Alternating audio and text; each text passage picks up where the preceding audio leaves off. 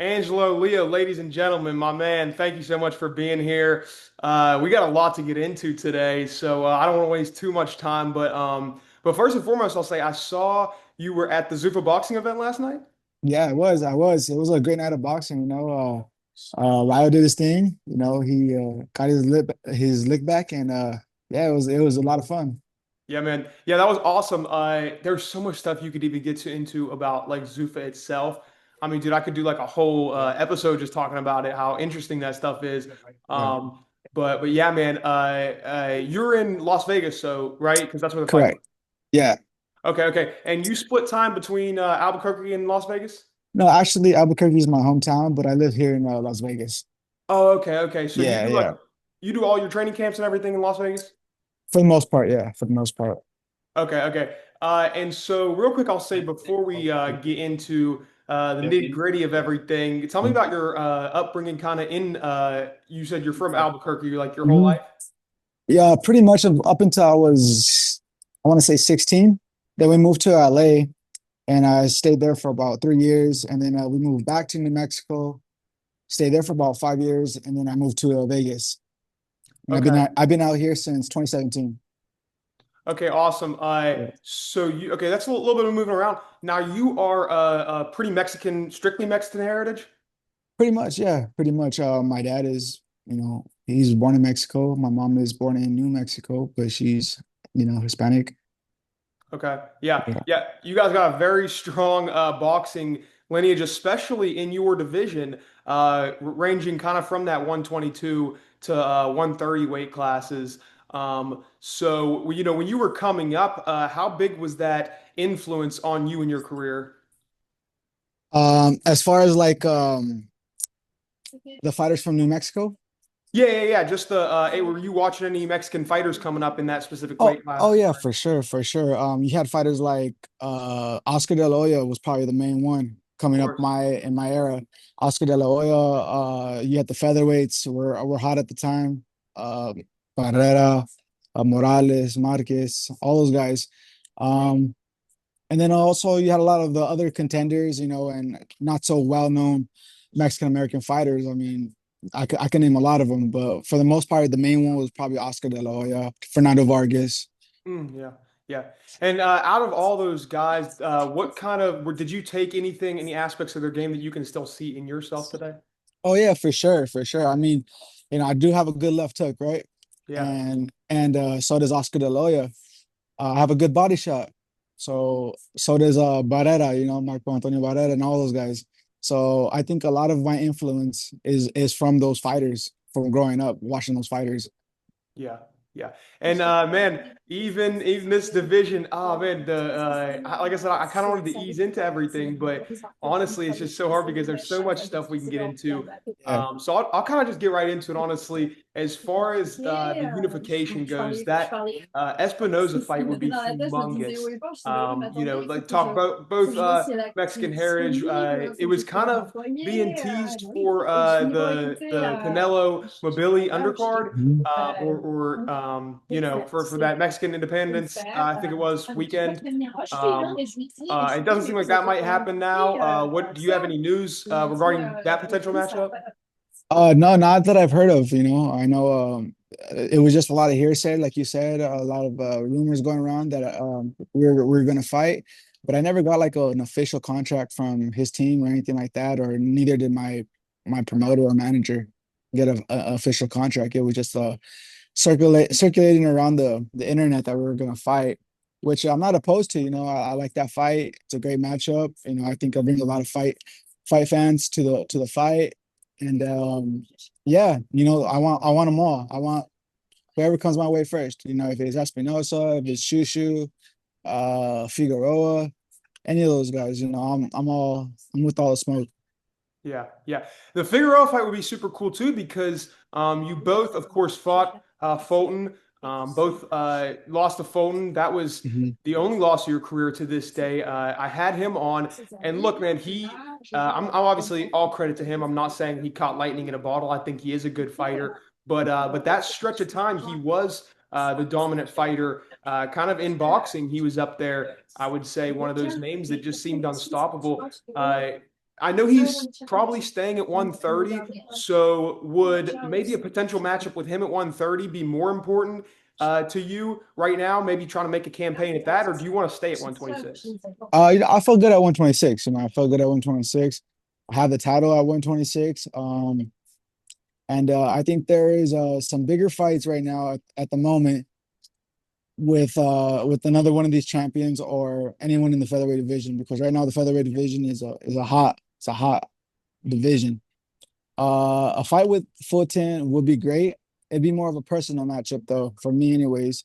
He doesn't have a title at 130. Neither do I, but hey, I'm down. I'm down for that fight if it ever comes my way. Yeah, yeah. So in an ideal world, like you said, I think Shushu got announced, so he'll probably be. I think that's for not sure what month, but he did get announced, I believe. So I think that that matchup might be off the table. So that kind of leaves, like I said, Espinoza, which I think is the matchup everybody wants to see. There would Mhm. be a big height difference in that fight. Have you discussed that with your camp at all about a potential issue with the matchup? No, no, I think if we both make 126 pounds, I don't see the issue. Just him being taller doesn't mean anything. We've seen it all the time in boxing. This isn't basketball. This isn't football where you gotta be big or you gotta be tall or anything like that. Yeah. It's gotta be the same weight. Of course, man. Yeah, especially with that type of style, I feel like you bring too.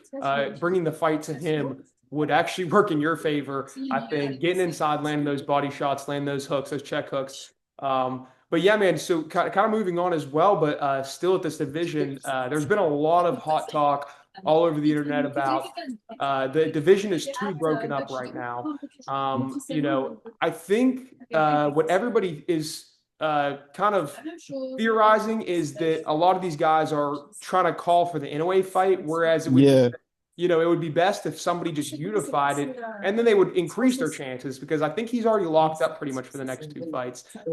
Is that kind of a direction you would like to go to, try to unify and then call out Inoue? Yeah, yeah, I would like that.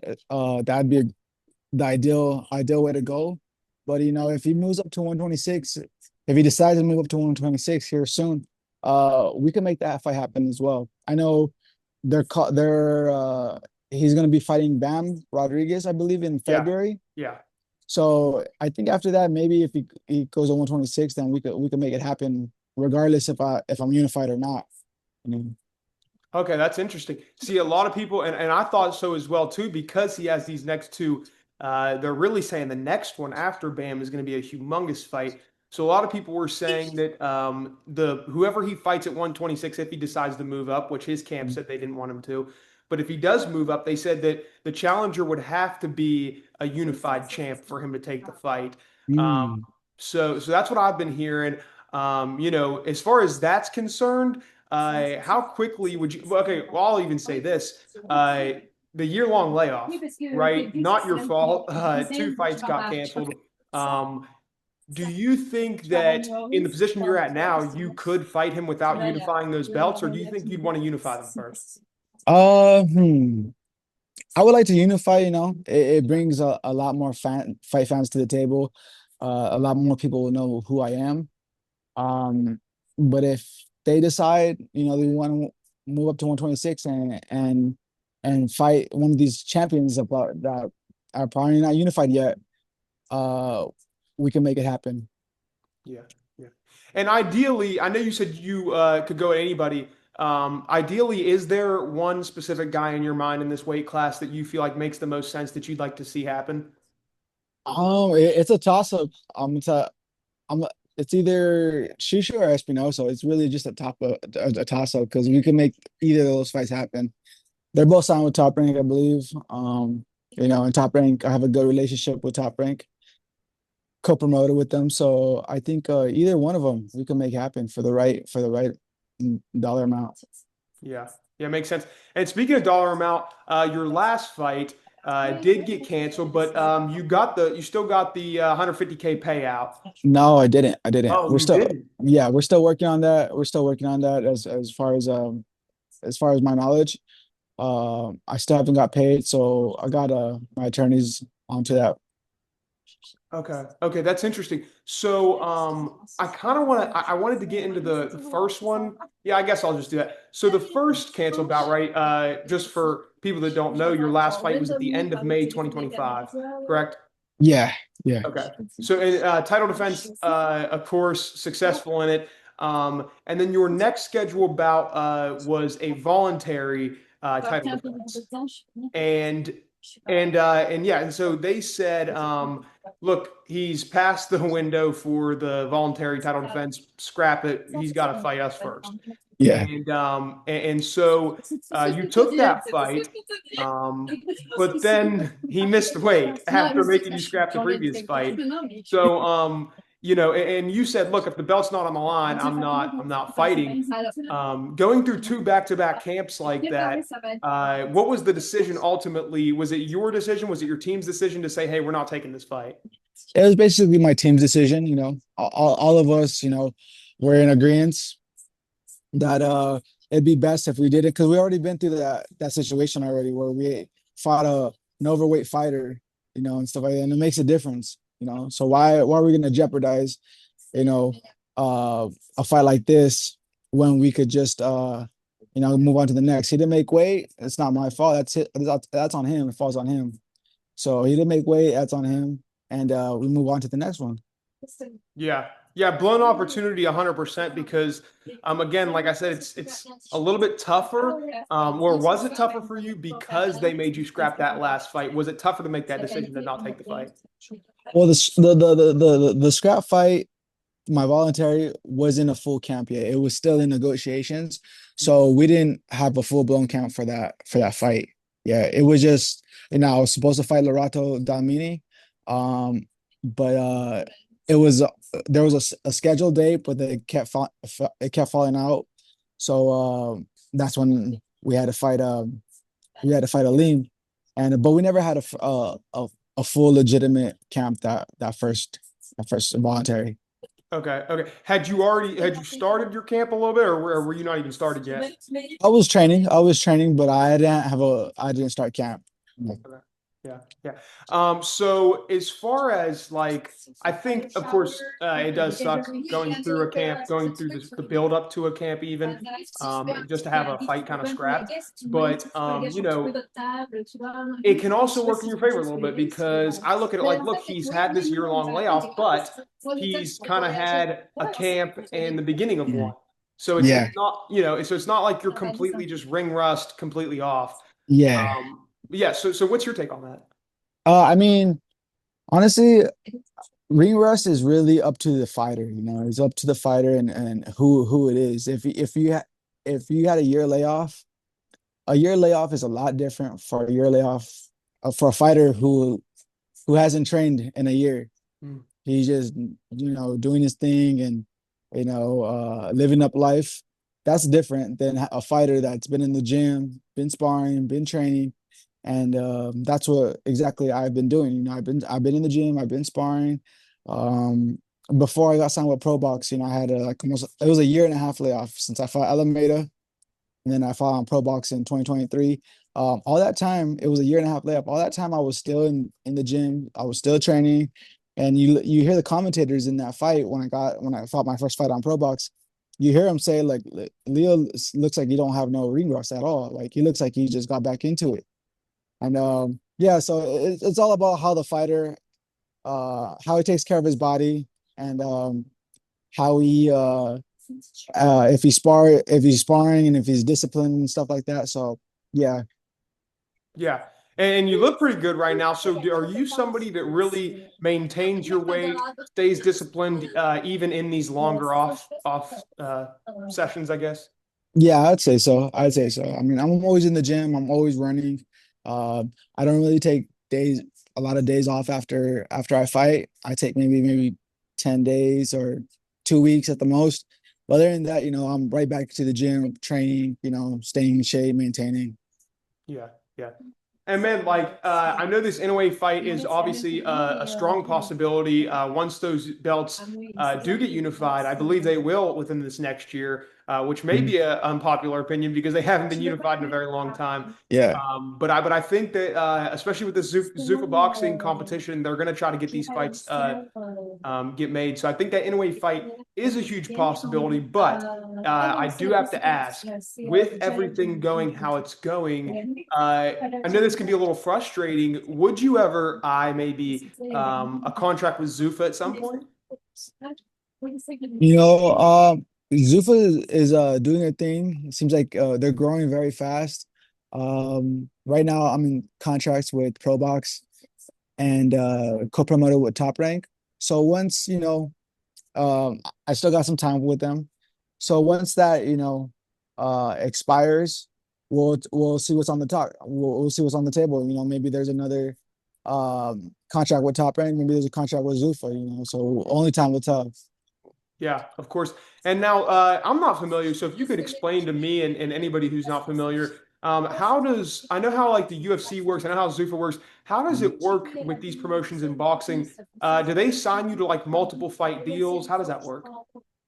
Yeah, it's sort of like that. Some do by the year, some do it by the fight. It's mainly by the fight, with terms of if you become a world champion, then they extend it a little longer, stuff like that. It's a business, so they're trying to just secure their investment and secure like, you know, um, what they put into.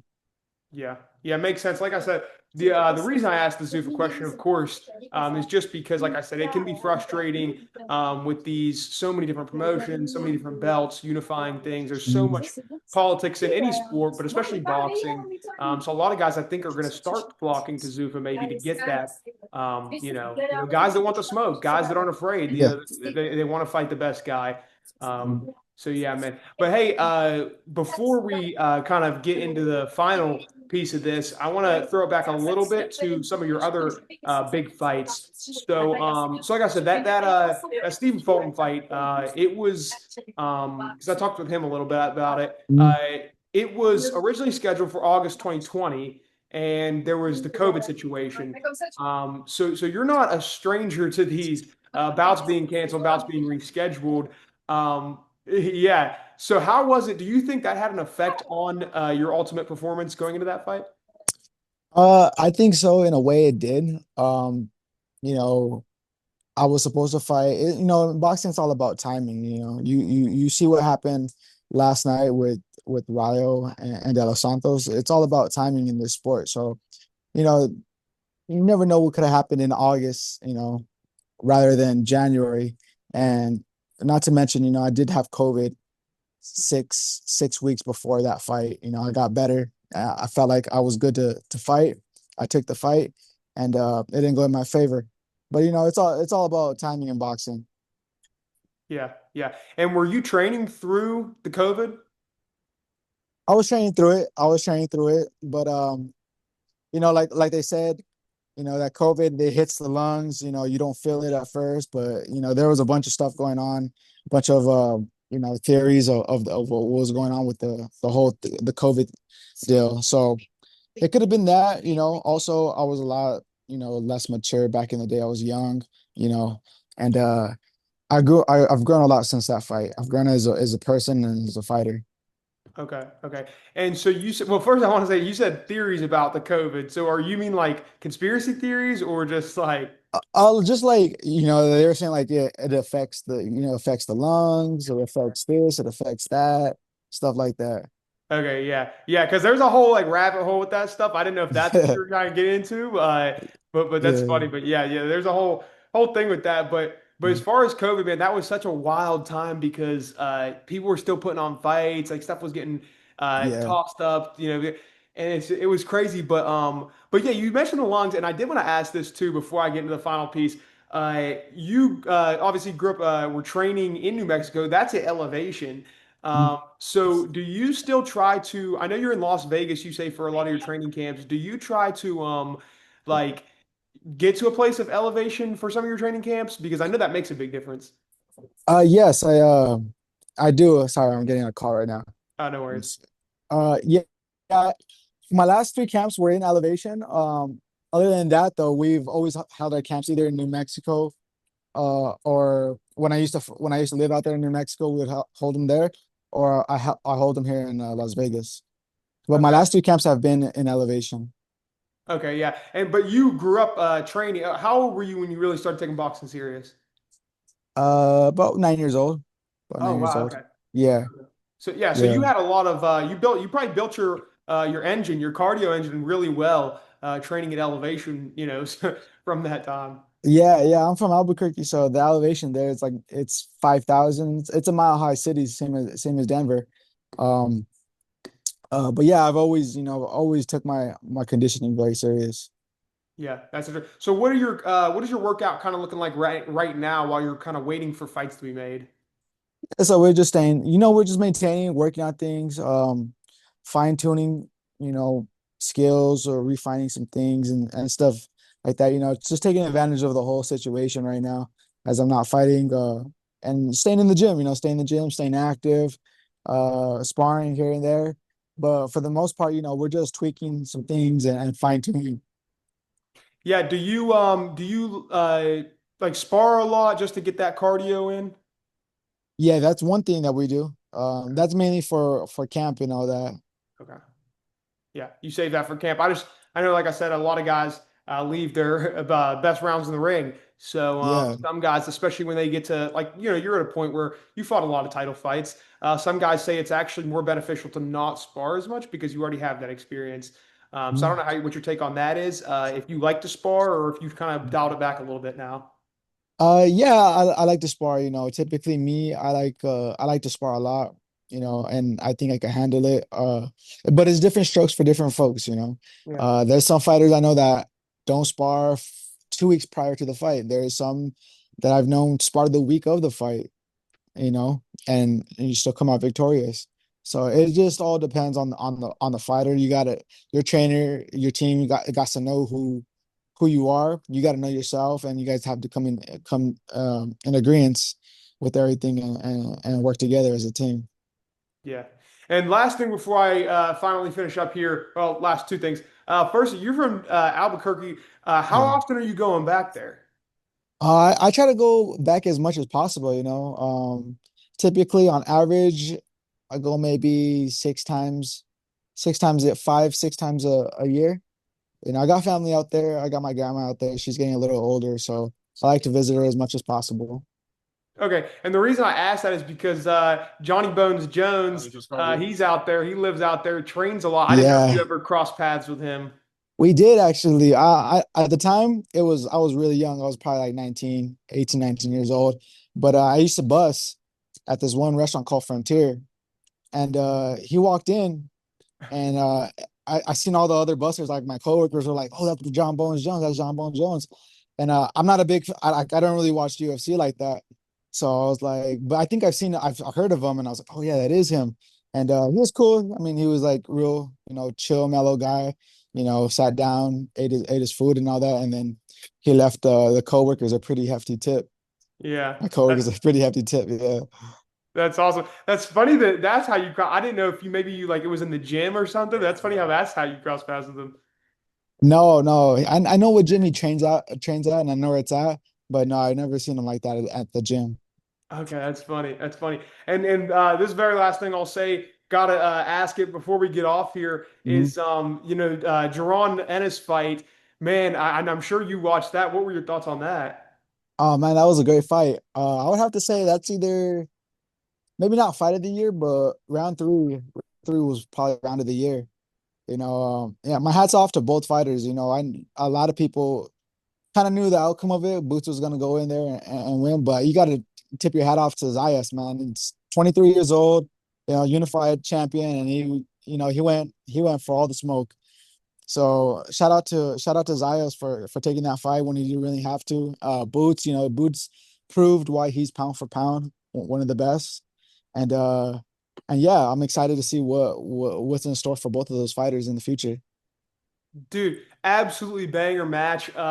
It was so cool to see because you don't see like when it comes to the top of the top in boxing, you usually don't Mhm. see a lot of upsets. Even when it's thin odds, you don't usually see a lot of upsets when it comes to like the cream of the crop guys. Mhm. So to see, like you said, that round three was just a banger. I was like, oh my gosh, that's crazy. Yeah, So yeah, man, like you said, hats off to both guys. I think Boots is I think he's here to stay, man. I think he's going to be a righteous claim for the Mount Rushmore of boxing maybe when it's all said and done. yeah, That's going to be a crazy one. But man, hey, you're not even a stranger to big upsets. 5-1 underdog. You got it yeah. taken care of. So. Yeah, yeah. It's different when you got a chip on your shoulder and you got people doubting, you know. So I just try to keep that always in my head that, I'm just trying to be better, trying to be better, trying to prove to myself, prove to other people what fighter I really am. Yeah, man. So true. Underdog mentality completely has gotten you, it seems, to this point now. And hey, maybe we'll see you on the Mount Rushmore when it's all said and done. If these unification belts go how it may, and maybe we get that Inoue fight about 2027. And Yeah. yeah, man, see the super fight. Yeah, God willing, God willing. I'm here for all the smoke and I want all those big fights. Hell yeah, man. Hey, thank you so much for being here, my man. Anything you want to leave us off with? Shout out anything, anything at all. Go ahead.